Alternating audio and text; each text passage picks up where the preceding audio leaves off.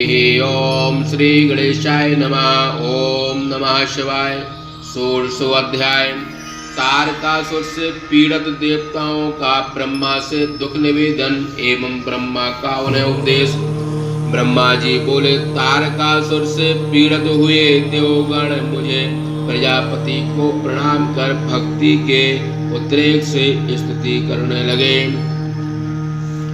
देवताओं की यथार्थ एवं हृदय ग्राही सरस स्तुति सुनकर अत्यंत प्रसन्न हो मैंने उनसे कहा, हे देवगणों, तुम्हारा स्वागत है। तुम्हारा अधिकार निर्विघ्न तो है। तुम सब यहाँ किस निमित्त आए हो, वह सब मुझसे कहो। मेरी बात सुनकर तारकासुर से पीड़ित हुए देवगण मुझे प्रणाम कर बड़े विनय के साथ विनम्र हो दीनता से मुझसे कहने लगे।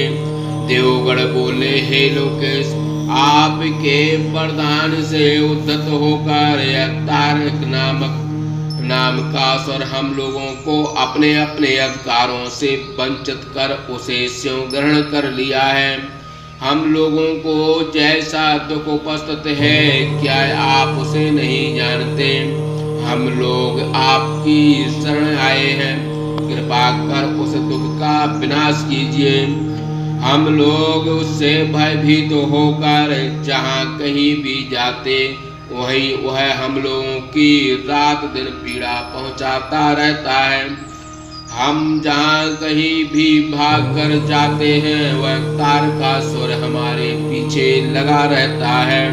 हे सर्वेश्वर, हम लोगों को तारकासुर से जैसा भय उपस्थित हो गया है वह दुख हमसे सहा नहीं जाता। हम लोग उस पीड़ा से अत्यंत व्याकुल हैं। उसने अग्नि, यम, वरुण, निरुक्त, वायु एवं अन्य समस्त दिक्पालों को अपने वश में कर लिया है।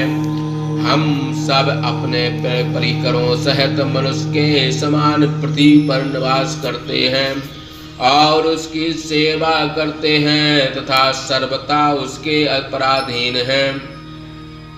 इस प्रकार उससे पीड़ित हुए हम सभी देवता उसके वशवर्ती हो गए हैं और उसकी इच्छा के अनुसार कार्य करते हैं तथा उसके अनुजीवी हैं।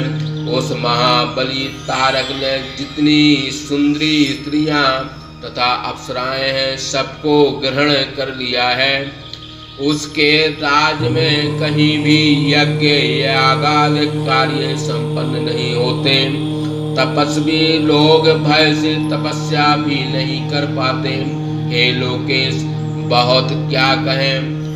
लोक में उसके भय से कोई दान धार्मिक कार्य भी नहीं हो पाते। उसका सेनापति क्रोच नामक दानव तो अत्यंत पापी है। वह पाताल पर्यंत जा जाकर प्रजाओं को पीड़ित करता है। हे जगतदाता, उस निष्करुण पापी ने सारे त्रिलोक को हठात अपने बस में कर लिया है। अब आप ही हम लोगों को कोई ऐसा स्थान बतलाइए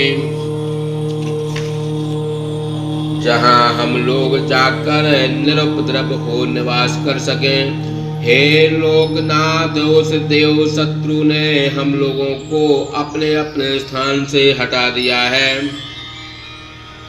अब आप ही हमारे शरण देने वाले शासक, पोषक तथा रक्षक हैं। इस समय हम लोग तारक नामक उस महान अग्नि से दग्ध हो व्याकुल हो रहे हैं। उसने हम लोगों के द्वारा किए गए नाना प्रकार के क्रूर उपायों को भी निष्फल कर दिया है।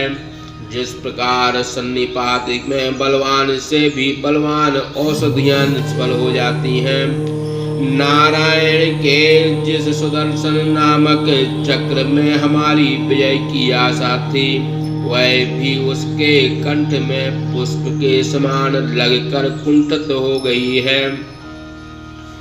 ब्रह्मा जी बोले, हे मुनिराज, देवताओं के इस प्रकार के वचन सुनकर तत्कालोचित वचन मैंने उनसे कहा। पुनः ब्रह्मा जी ने कहा, हे देवगणों, मेरे वरदान के कारण ही वह तारक नाम का दैत्य इतना तप रहा है, अतः मेरे द्वारा उसका पद उचित नहीं है, क्योंकि जिससे जो बढ़ाया जाए उसी से उसका पद उचित नहीं होता। विष वृक्ष भी स्यों लगाकर उसको स्यों काटना उचित है।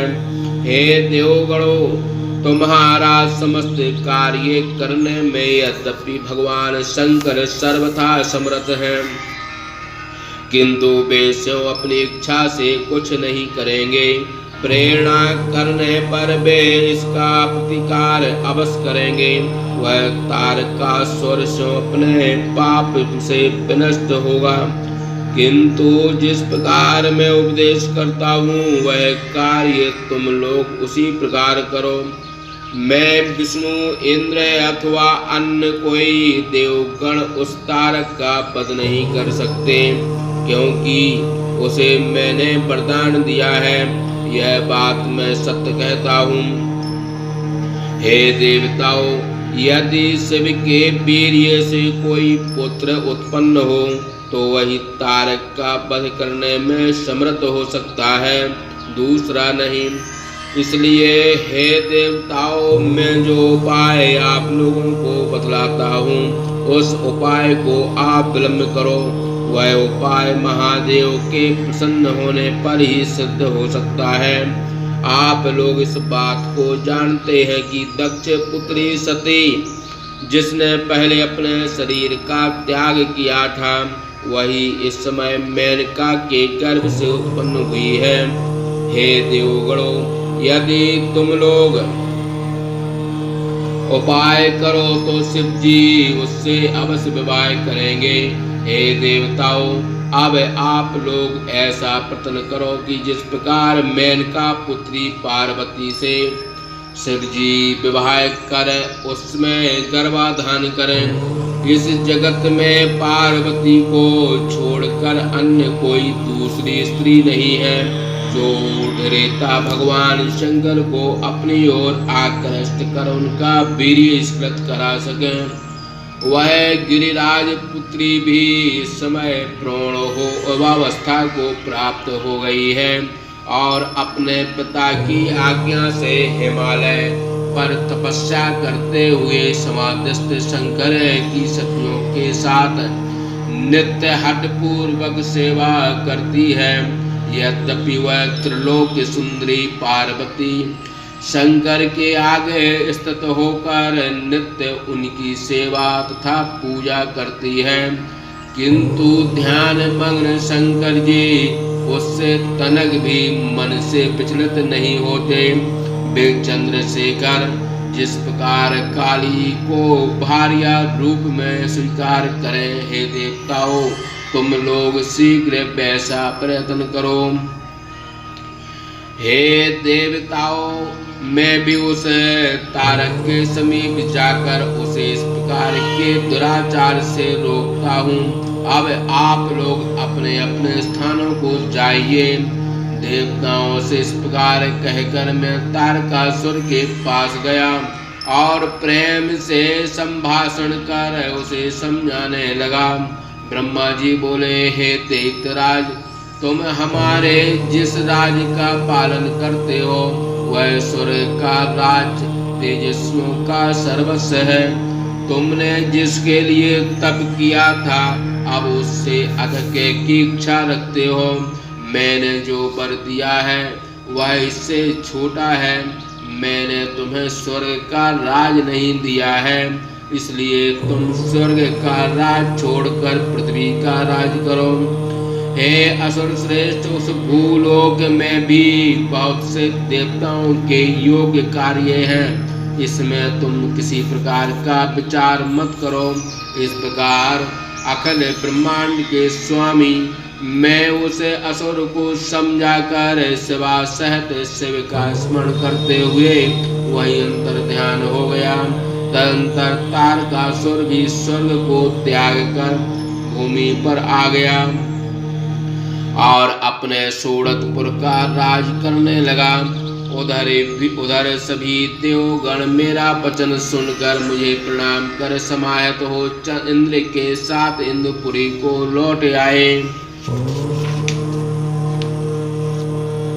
वहां जाकर परस्पर मिलकर विचार करने के बाद सभी देवगण अत्यंत प्रेम से इंद्र से कहने लगे। देवगण बोले, हे इंद्र, जिस प्रकार शिव जी सकाम होकर शिवा पार्वती की भार्या रूप से अभिलाषा करें, ब्रह्मा जी के द्वारा बताए गए उस उपाय को तुम शीघ्र ही करो। ब्रह्मा जी बोले। इस प्रकार इंद्र से सारा वृत्तांत वर्णन कर प्रसन्न हो देवगण अपने अपने स्थानों को चले गए। इस प्रकार से द्वितीय भाषा टीका सदस्य महाप्राण के अंतर्गत द्वितीय रुद्र संहिता के तृतीय पार्वती खंड में देव शांतन वर्णन नामक 16वां अध्याय समाप्त। बोले शंकर भगवान की जय।